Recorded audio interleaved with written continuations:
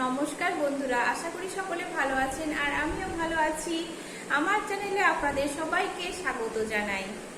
দর্জি বা টেলারিং এর কাজে যে কোনো পোশাক তৈরি করতে গেলে ব্লাউজ হোক বা কুর্তি হোক বা সালোয়ার হোক বা গাউন হোক, যে কোনো পোশাক তৈরি করতে গেলেই বডি মেজারমেন্ট নেওয়াটা খুবই গুরুত্বপূর্ণ বিষয়। বডি মেজারমেন্ট যদি আমরা ঠিকভাবে না নিতে পারি তাহলে আমাদের ড্রেসটা নষ্ট হয়ে যেতে পারে। 1 ইঞ্চি বা 1 সুত বা 2 সুত যদি কম বেশি হয় তাহলে আমাদের ফিটিংসের প্রবলেম হয়ে যায়। তাই আমরা সঠিকভাবে কিভাবে বডি মেজারমেন্ট নিতে পারি সেটাই আমি তোমাদেরকে আজকে দেখাবো। প্রথমেই আমি দেখাবো ঝুলের মাপ।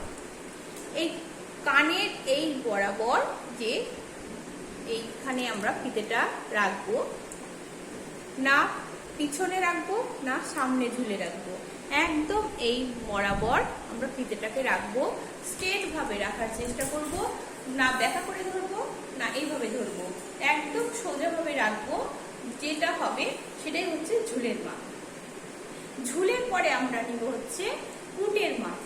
আমাদের এই কানের এই বরাবর যে এই হাড় আছে, এই কাঁধের যে এই হাড়ের শেষ প্রান্ত থেকে অপর হাড়ের শেষ প্রান্ত পর্যন্ত এটাই হলো পুটের মাপ।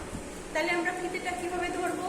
ফিতেটা এইরকম ভাবে ধরে ফিতেটা না নিচে রাখবো না একদম উপরে রাখবো, আমরা ঠিক এইভাবে সুন্দরভাবে রেখে এই হাড় বরাবর রেখে আমরা দেখবো যে কত হচ্ছে।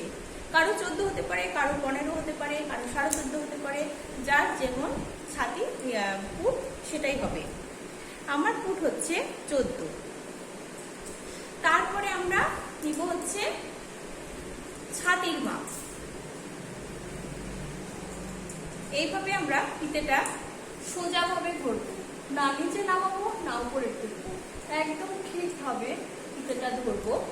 একদম ব্রেস্টের মিডল বরাবর ফিতেটা এইরকম ভাবে ধরবো। একটা আঙ্গুল সবসময় ভিতরের দিকে থাকবে, একটা আঙ্গুল সবসময় তাহলে ভিতরের দিকে রাখবো। আমরা এইভাবে রেখে সবসময় এর জন্য মাপ নেব, তাহলে মাপটা ঠিকঠাক নেওয়া হবে। না হলে টাইট হতে পারে না, টাইট হয়ে যাবে, মানে ড্রেসটা মাথা দিয়ে গলাতে পারবো না, এইরকম থাকবে জাস্ট। তারপরে কোমরের মাপ। কোমরের মাপও ছাতি থেকে কিছুটা নিচে, এটা হচ্ছে কোমর। ছাতিতেও একটা আঙুল ভিতরে সবসময় রাখবো, ফিতের একটা আঙুল জাস্ট ফিতেটা ভিতরের দিকে থাকবে, এইভাবে ধরবো ফিতেটা। এটা হচ্ছে কোমরের মাপ। কোমরের পরে হচ্ছে হিপের মাপ। Heap round. ফিতেটা কিরকম ভাবে রাখবো? ফিতেটা না নিচে রাখবো না একদম উপরে রাখবো, একদম আমাদের হিপের মিডল বরাবর এরকম ভাবে রাখবো। একটা আঙুল সবসময় ভিতরের দিকে থাকবে, একটা আঙুল সবসময় ভিতরের দিকে থাকবে। এটা হচ্ছে হিপ রাউন্ডের মাপ। তারপরে আমরা যখন কামিজ তৈরি করব, কামিজ তৈরি করার সময় এখানে হিপ লম্বার প্রয়োজন হয়, তখন আমরা নিয়ে নেব এইভাবে ফুটের এই দাগ বরাবর ফিতেটা রাখবো। আমি কতটা বোঝাতে পারছি আপনারা দেখে বলবেন। ফিতেটা জাস্ট সোজাভাবে রাখবো, রেখে দেখবো কার কতটা পাছা লম্বা হচ্ছে। এটা হচ্ছে কামিজের ক্ষেত্রে প্রয়োজন হবে, কারণ সাইডে ফাড়া হয় সেটার ক্ষেত্রে প্রয়োজন হয়। লম্বা মানুষদের একরকম, বেটে মানুষদের একরকম, এরকম ভাবে মাপ নিতে হয়। তারপরে হচ্ছে মহড়ার মাপ। ফিতেটা আমরা এইরকম ভাবে ধরবো,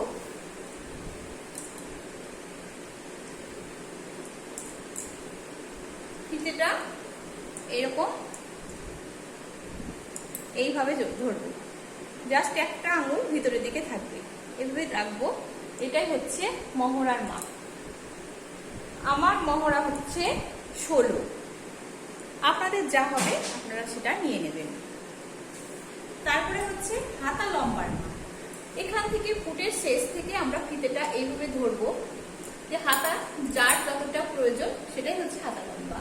কারো গ্লাস হাতা হলে এই পর্যন্ত 10 হতে পারে, কারো 11 হতে পারে, ফুল স্লিভ হলে এই পর্যন্ত হতে পারে। তাহলে হাতা যেখানে শেষ হবে সেটাই হচ্ছে মুহুরি। যেমন আমার হাতাটা ফুল স্লিভ হলে এখানে শেষ হবে, এটা ফিতেটা রাউন্ড ভাবে ঘুরিয়ে যেটা মাপ হবে এটা হচ্ছে মুহুরির মাপ। এটা গ্লাস হাতা হলে মুহুরির মাপ এরকম হবে, 3/4 হলে মুহুরির মাপ এইভাবে আমরা নেব। যখন মাপ নেব ফিতেটা কোনো সময় এইভাবে টাইট ভাবে নেব না, এইভাবে নেব না, একটা আঙুল সবসময় ভিতরের দিকে এইভাবে থাকবে, ঠিক আছে।